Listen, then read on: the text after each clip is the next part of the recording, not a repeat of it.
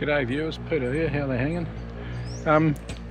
We're changing a light fitting today, so I find this terribly boring, but sometimes I never know what's interesting to other people. So the current situation, I'll stand back so you can sort of see. We've got a carport out here which is pretty run down, and there was a double PIR 38 150 watt light fitting. We had a free government incentive which gave us LED globes, so they got them put in. But the passive infrared sensor, this one had two separate units. One was the lamp holder and one was the passive infrared, which if you look at this, now I didn't break it getting it off. That's why I've changed it. And you can see it's got a lux meter and a time meter, and so I've just pulled that off.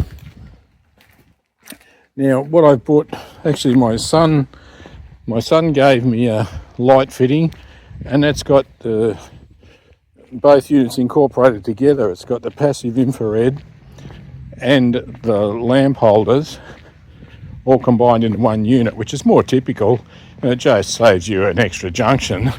So I'm going to install that. However, having said that, yesterday I did a mountain of work.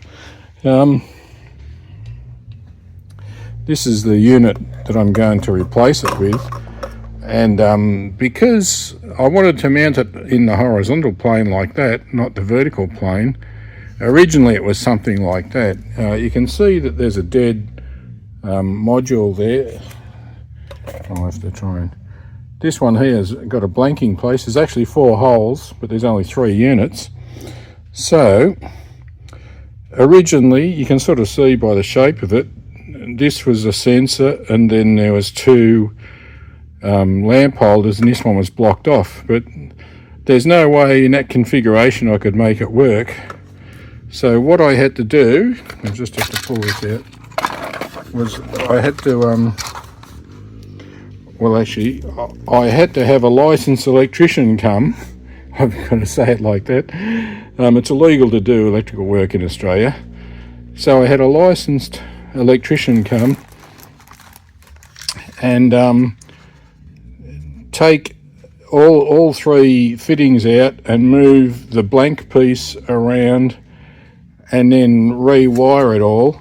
It's fairly self-explanatory how it works. You've got an active and a neutral in, and that active goes to supply the sensor, and then the output of the sensor is the white wires there. I'll call that a switched active, and then you've got all the neutrals grouped together.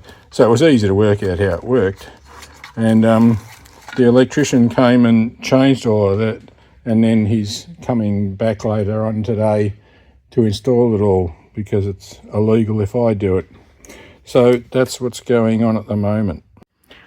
Okay fellas, well I've got the old one off, as you can see, and then the new one is up there. What can you see? I'm not sure what you can see. It's not a particularly bright day. So you can see it doesn't look hard, but I actually had to convert that because the beam was running in that direction. See that blocked off fill-in piece was facing the wrong way, and there's no way I could do it other than by having all those things rearranged. But it seems to be working fine.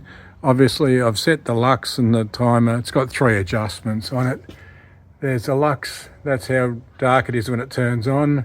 There's the time, how long it stays on when it's triggered. And then there's the sensitivity of the PIR. And yeah. Anyway, that's a new little job. So the electrician's just left, if you know what I mean. Okay. All right, so I'll say Uru.